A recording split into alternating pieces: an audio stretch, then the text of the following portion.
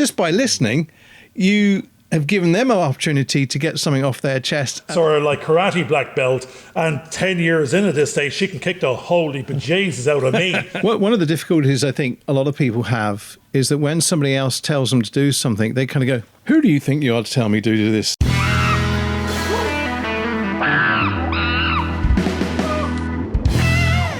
So, Garvin, with that last episode, were you happy? Happy. I'm in my happy place. Am I happy? I'm happy to be alive. I'm loving it. You know, better than being dead, of course. No, I don't know. I don't know what goes on up there or wherever that is. And maybe I'll be happier in the happy place. I believe that's an actual film. No, it's a series. I think Ted Danson might even be in it. And I did like Cheers. So, but the happy place, heaven, what goes on there? Don't know. Am I happy to be alive? I am. How about you, George? Well, you've talked about heaven, but they've actually said that heaven can be a place on earth as well. And where you are could be where heaven actually is at the moment for you. So you're hedging your bets. I like that. You got to double up. We'll double up, double down. We'll go all in and go, if there's one time around, this is where happy needs to be. And if we get a happy time after the fact in the never ever, even better. We've won again. It's a win-win.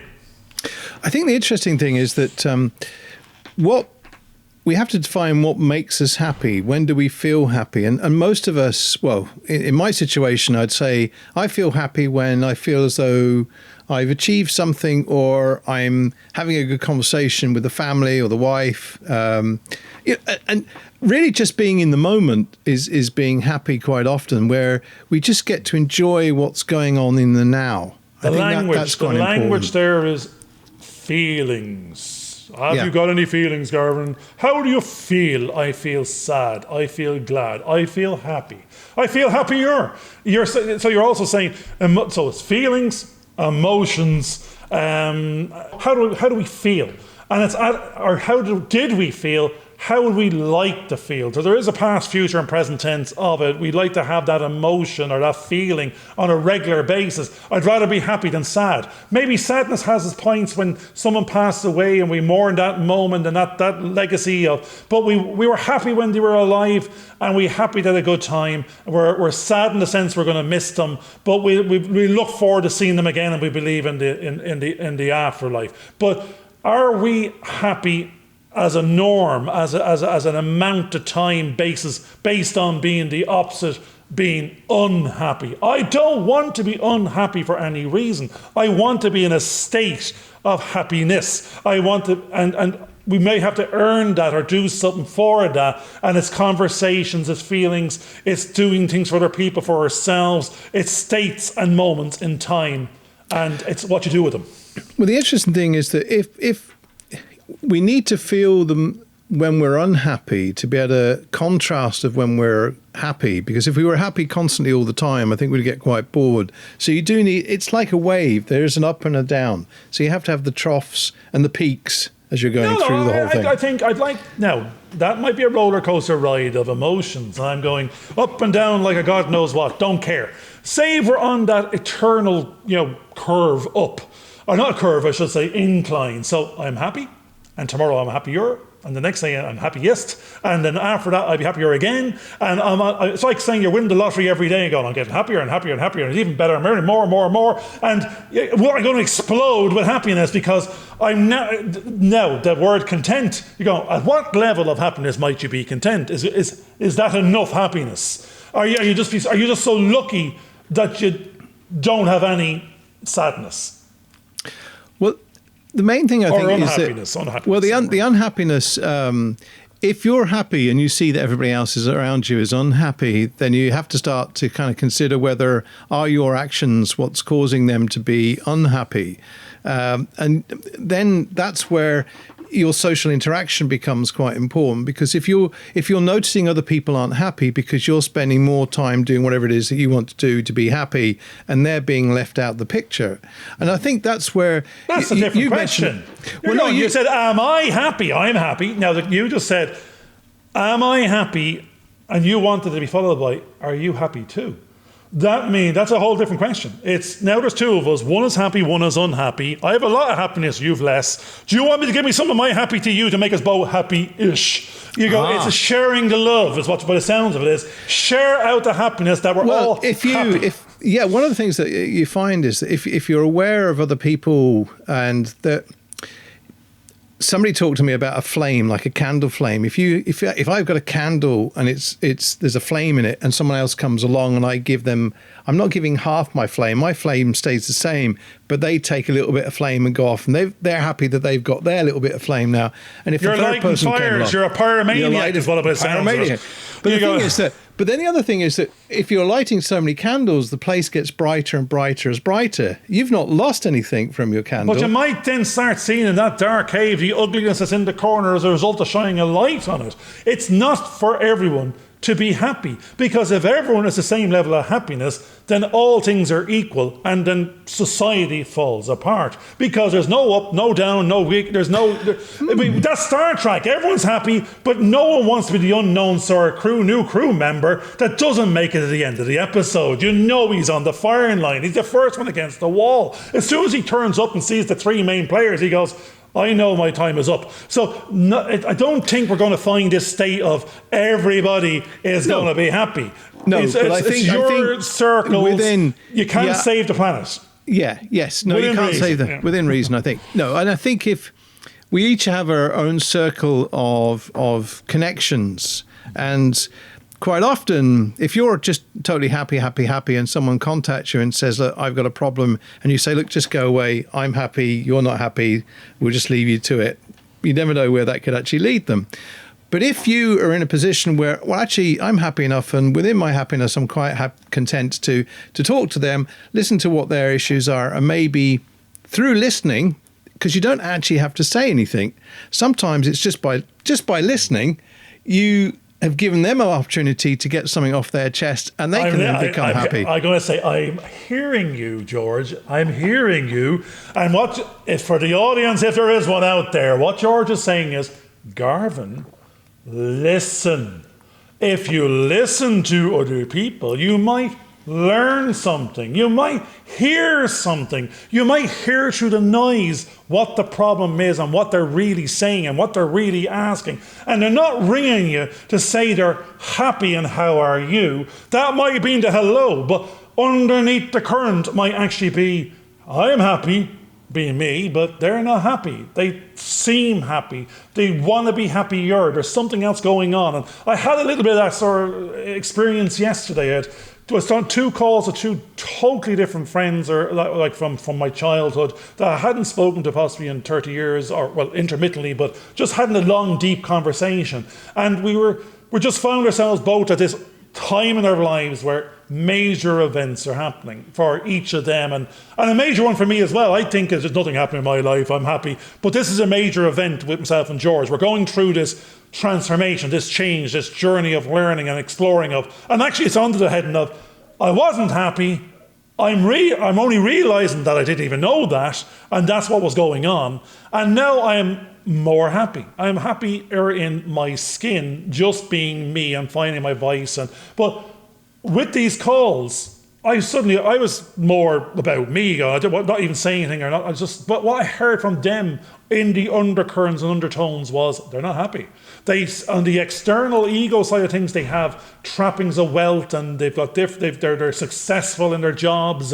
But in the same sentence, they were saying without saying, they're not happy. And when you delved a little bit deeper, there was 2 major life events going on. One was possibly going through divorce, and the other one just didn't feel safe living in one country and wanted to move to the other. But that was to uproot their whole lives, their whole jobs, their whole family, buying and selling houses and businesses to try and get back to a state of feeling safe in order to be potentially happier. And the same with this other event of they're happy with money, they're happy with career, but this balance was out of balance. They didn't give the time and energy potentially to their family, and now that is nearly at a loss and will be hard to claim back.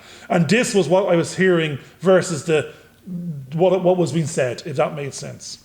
And the interesting thing about that is thinking about what made them happy. They were clinging to all these materialistic things that they thought made them happy and that they were going to lose it, which would make them unhappy. But in reality, what they were going to lose was relationships with other people that could have outstripped any of those kind of financial gains that they thought they were actually having. And I think that becomes so important, because part of the process is listening to what other people did. The other thing that we also have to bear in mind, because when we listen to people, it is an activity. We are acting, because we're acting quietly to absorb some of what they're talking about, and we have to set time limits. It's a new experience to me, George. A very new experience. Yeah. but we do have to set time limits on that, because you can be in a place where you feel happy all the time, but if you don't get up and maybe feed yourself or get some exercise, you could become ill just because you're sitting in that very happy place where you like to be. So there is a time limit on what you can do and when you can do it. And that's where you get into kind of scheduling things so that you make sure that you have, I mean, you were talking about your 3 children and how you're enjoying the fact that you're now allocating certain specific times for each of them individually, but they know they have a certain time with you. And then they have to be unselfish to let you go to the other person to give your time to that. So you're giving time to 3 people, because that's what their needs are to be happy. You just reminded me of an event yesterday. It's not really an event. I was actually in here doing a little bit of work. My youngest walked in and started rummaging through a drawer over there and pulled out 3 knives. And then she ran off, very happy. And she says, "Can she have them?" I says, "Well, I didn't even know they were in there." And I said, "Well, you can have one, and she'll give one each to the other pair." And before I realised what I said, I'd armed my children.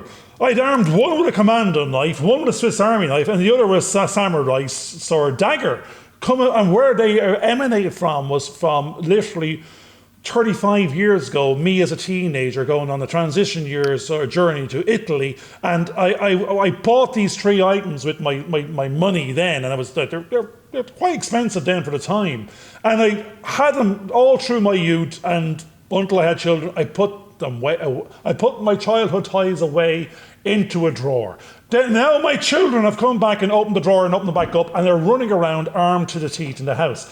Their friends were here at the time and went off and told their parents that this father, this adult, had armed his children. Now I'm going, they were happy. I was happy they were happy. I'm happy they're protected now as well. And I know they're not going to. I thought that one caveat was, you're not allowed to bring it outside because it is a criminal offence. But in terms of something that has value and something that has worth and something that's history, and you can have it, I'm not going to deprive you of it because it is yours in the future. Everyone was happy as a result of finding some treasure in a drawer.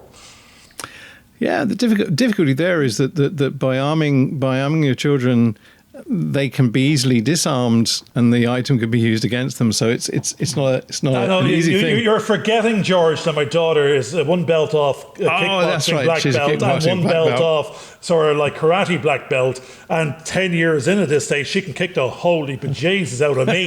And I go, she can put a big toe in this ear, no bother. It's not me you want to worry about when you break in here.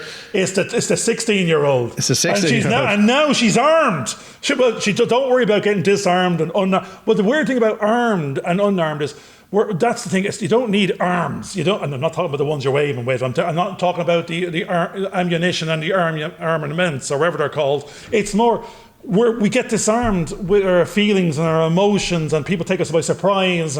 And I was surprised with that conversation yesterday with my 2 friends, that why couldn't they understand the simplicity of what I can see because of the journey that I am on, that their problem is not as complex as it seems to be. It's binary ones and zeros. Are you happy or not? If you're not with that, then get rid of it and move on to this. It's not a difficult journey. There's lots of A and B binary decisions that can be made quite fast to fix an awful lot of problems. But because we touched on things before, all the problems are melded together in a bucket, they can't see any order or waiting or what will. They just know they're stuck in this rut of not being able to move forward, and that is making them physically sick and very, very unhappy and stressed and anxious, and I'm unhappy, as you said, that I'm not happy, they're not happy. I'd be happier if they were happier. Therefore, I want to share some of my happiness. But that's not something you physically give or cut a slice of. It's how to support that. And maybe, I'm hoping, actually, the weird thing is, I nearly asked them both, sign up to the podcast. And I believe if you listen to it, you might learn what I'm learning and understanding those journeys. And what needs to happen is read these books and try and simplify your life and understand what the critical paths are that's causing all this. Well, one of the difficulties I think a lot of people have is that when somebody else tells them to do something, they kind of go, who do you think you are to tell me to do this? And they get very uppity. It happens with my brothers and sisters. And I know that we got into a there was a miscommunication went on, and yesterday, in fact, or the day before. And there was all these ideas of what other people thought when they hadn't actually spoken to the individual at hand. And if they had done, a lot of the problems that they thought were there, the monsters in the room, would have easily melted away because they weren't actually a problem, because people weren't thinking the way that they had thought at that time. But quite often when I've taught students in the classroom, I've known that I can't force them. It's like someone said, you can't force a horse to the water, even though that's the best thing.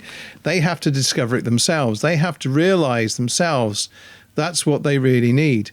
And quite often what they're looking for is someone to bounce ideas off and actually listen to them. Just be a sounding board, yeah. Just be a sounding board. Now, the great thing is that what the difficulty for us is that even though we can see a solution to their particular problem, what we have to do is to say, no, they have to discover it themselves in the same way that we've been given the opportunity to discover that ourselves. That was what I was trying to hint at with these individuals, is you can't discover it if you're not looking. It's like if you don't even know that there is a problem, and the problem is dressed up as something else. And the weird thing was they weren't looking to solve any particular problem. They thought there was just, okay, it might be how much the wife gets or doesn't get, or in one case it was he couldn't think of how to move to Ireland because he didn't know what house he's going to buy. And I'm going, that's the problem. Don't buy one. What you're trying to do is get out of where you are first. You don't need to have the full answer of where you're going to. One half the equation is you're not happy where you are. Let's sort that first. Get out of there. We can go anywhere over here in the meantime and just rent and then buy. But don't try and go the full journey from A to Z without going through the rest of the letter. Yeah, I think we've discovered in the little journey that we're on at the moment that if you just tackle one task at a time and master that particular task, then you'll be equipped to do the next task, even though you may not know what it is. Twine, you're just trying to get those little bits of knots out, and then all of a sudden it does become easier. And I think that's why I was trying to, at least I suddenly realised he doesn't want to hear, and it might be good advice and all the rest of it, but they're not ready to consume it. It's not the time. They will know all that after fact later on when the fog moves away. But in the meantime, I suppose what jumped back into my mind after our conversations was just let them know we're here. We're here. You can talk anytime about anything, and even not about the obvious, because sometimes they'll volunteer more when it's not asked for. And actually what I was arriving at in both cases was, I have a subset of the facts. What they've told me today is not all of the issues. And therefore I'm seeing an easy solution to a very complex problem without the facts. The other thing is that one of the problems that we can have is that we end up taking on other people's problems. I see that all the time when people worry about other people, especially families, and then that'll make you were happy and you had none of your own problems. Now we're adopting someone else's, and we're problems, and what's happening is our happiness is dissipating on the basis of we're taking on board. No, again, it's all very well we're volunteering it, and we should be feeling happier that we're helping, but that's not that negativity will flow. It'll be aggressive. It'll go somewhere, and it's not going to just dissipate. So part of what you've got to do and I've got to do is we've got to learn how to protect ourselves. Your daughter sounds as though she can, because she's got a protective mechanism. Some ass. That film, Kick-Ass 1 and Kick-Ass 2, you're looking at her, yeah. So we also have to make sure that we've got a set of armour in front of us that can protect us from can actually be quite an invading army full of other people's problems. I like that. No, I'm going to jump on armor, because what was immediately you said armor, I thought of a knight. And then I thought of a knight in shining armor. And then actually, so what was happening here was protect yourself, but wouldn't it be great if you can be the knight in shining armor and ride in and pull them out and rescue them from their problems, because they couldn't see it because they're in the mire, and you're able to bring them off to the castle and help solve that quicker, because what we do recognize this point in time is we have a very limited amount of time, and we don't want that time consumed with anger, frustration, and all these negative feelings of stress and anxiety and unhappiness. We need to get to the point of happiness and that state as fast as humanly possible and resonate with that frequency going forward and protect ourselves with our armor from any unwanted, unwarranted unhappiness. In a lot of different sort of spiritual elements, there is this sense, we talked before about the energies within, and there is like, for example, we have to eat, which is our fuel, to make sure that the body, the physical, can actually be sustained. We also have to ensure that the spiritual, the mental, can also be fueled enough to cope with the problems. And obviously the psychological and the body, the physical, are connected. So if one thing affects the other, so if you're not eating well, you can actually cause problems. It's back to this balance. It's back to the sum of the parts. You've got to get that balance right. On its own is as strong as the whole.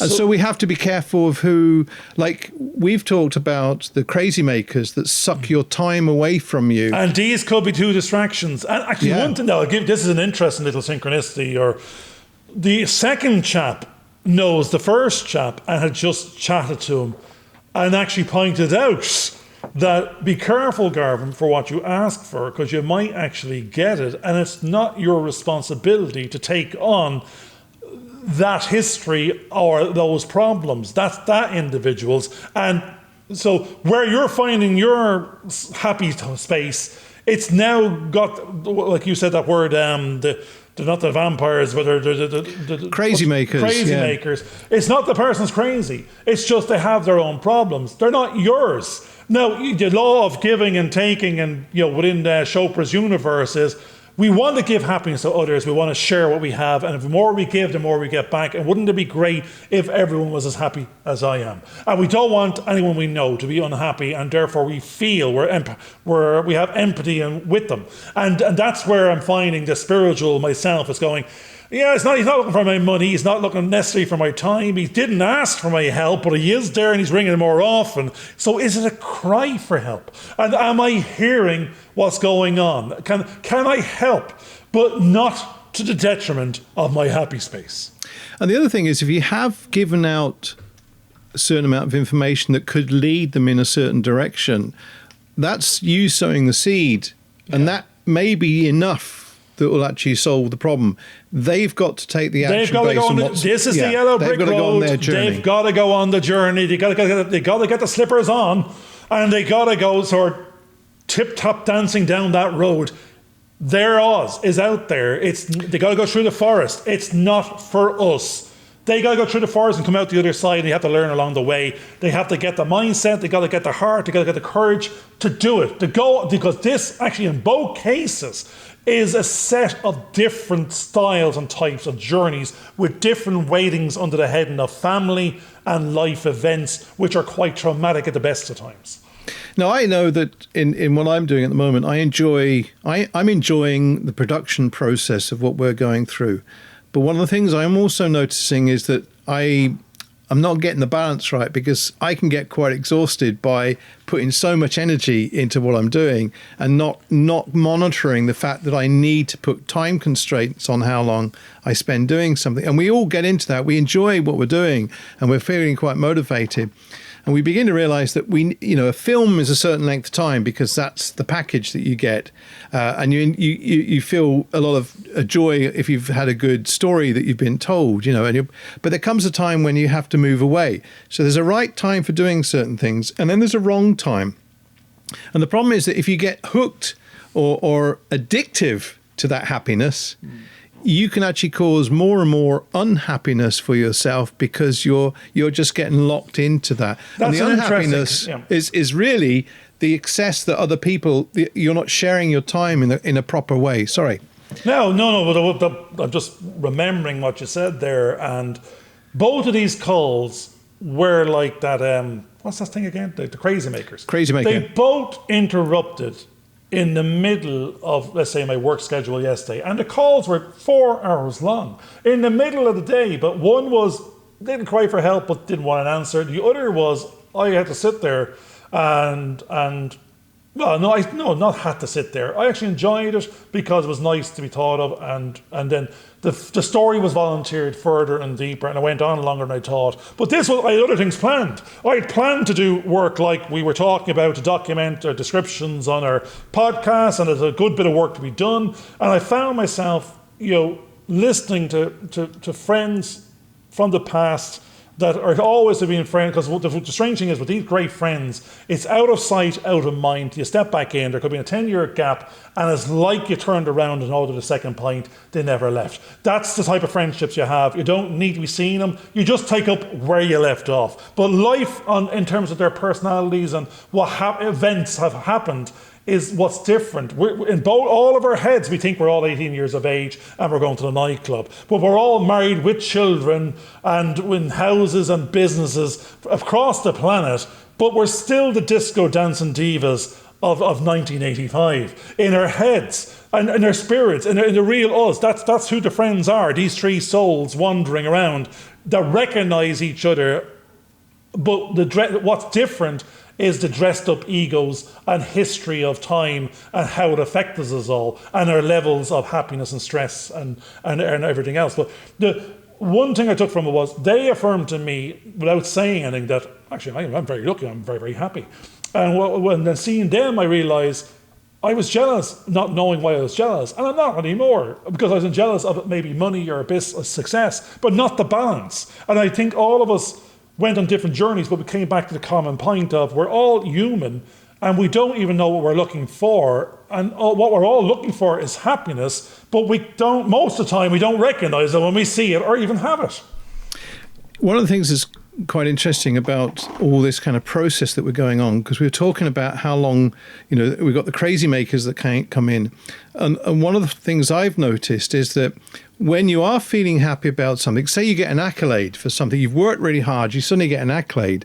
One of the strange things that seems to happen is the universe, or the other side as I might call it, kicks in something quite tragic to almost rob you of that sense of fulfillment you've just got. And it's almost as though it's trying to drag that, it's almost trying to smother that whole idea. Oh, we'll actually, but and I think there's a weird scenario there where I know what you're saying, but a couple of times lately, that's happened to me as well. But the tragedy was not tragedy, it was just mortality. Yes. And if we took it in the concept of how important the now is, then it's remind you to value this moment, because at any time we can leave this mortal coil, or I don't know what mortal coil even means half the time. Yeah. But the whole point is, it wasn't you. It was someone close to you or further away. It's getting closer.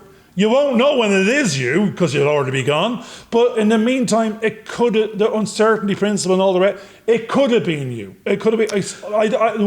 I feel more mortal, and I feel more. It's more important that I value every now going forward because of that's like I said. Those events remind you. Well, quite often, what you're trying to do is give yourself the permission to enjoy that moment. Okay, and then there'll be a time for the other moment that you'll take on board the problems that have actually occurred as well. But likewise, we can become very obsessed with what we're doing, that we don't realize that we're giving too much time to it when we should be taking breaks, because those breaks are as important. And as I mentioned once before, I know there was a student who was looking after family, trying to do a job, trying to do college. And when you actually worked through her schedule, she had no time for her to rejuvenate. because we all need that time to rest. We can keep on going, but we need that time to rest, to rejuvenate the battery, to make sure that we can go on. Otherwise, we'll get to a point where we're so exhausted that we will actually break down, both physically and psychologically, if we become so obsessed in what it is we're trying to, because we think that we get pleasure from it or a happiness from it.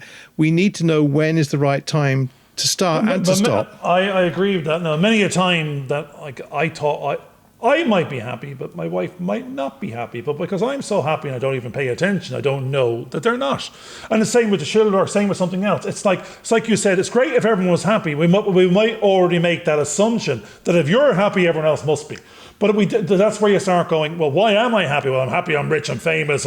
But then if you stripped it back and paid attention to the moment, like, well, you're rich and famous with no friends. They're all business acquaintances. You're all false follows and likes, and you don't even know them. You think that this is the weirdness about social media. You're going, they're not real. They're bells, clicks, and whirs and whistles. They might be real entities and souls in their lives, but they're not your friends. They're not your life. Your life is sitting in the other room watching Netflix. So therefore, sometimes you have to have those conversations. To my own detriment and other people I know, they didn't turn around and go, are you happy? And that conversation needs to be had, because maybe they're not. Maybe they're putting up and shutting up because you're happy and they feel it's their place in society and in the family structure, so to let you be happy and they have to live with it. No, it's start with 1 degree of separation, 2 and 3, and work out from yourself to your family to your friends and further afield, and share that happiness, share that love, and make sure it's in balance. And it's all about making sure that you make the time for those individuals. I'd like to manufacture some time. Yeah, that's exactly what I'd like to do. I read a couple of Terry Pratchett books. I think Death was one of them, or The Reaper, and it's all about time stopping, and then all the bodies start not to die because he took a holiday. Death took a holiday. Time stopped.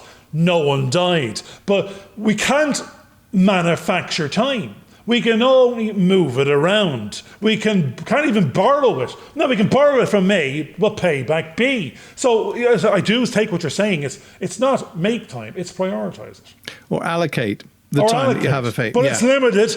It's limited. Seconds a day. It's not going to be any more. So I think but it is important that we realise that. And I think we've come to the conclusion that our time is actually precious, and it's not that we don't want to share it with other people, because we do, because we know that enhances our life, but we know that we need to allocate it wisely in how we do what we do from this point onwards, so that we can enjoy our happiness, but also that others can enjoy their happiness. And it's negotiating with them to work out, to make sure that they're achieving their goals. And quite often, the way to do that is to sit there and allow them to talk things through and to listen. You don't actually have to have the answers, but just the simple act of listening to them and allowing them to get it off their chest, to let it out. They've shared it with someone else. They can then feel a lot happier. They actually feel as though it's like a problem shared is a problem halved, and they've lifted up whatever it was that was oppressing them, and they feel a lot lighter just because they've vocalized those problems they've been having. So I'm going to round off with a couple of lyrics of a song, Don't Worry, Be Happy. Hope you enjoyed this video. Please subscribe and click on the bell for notifications.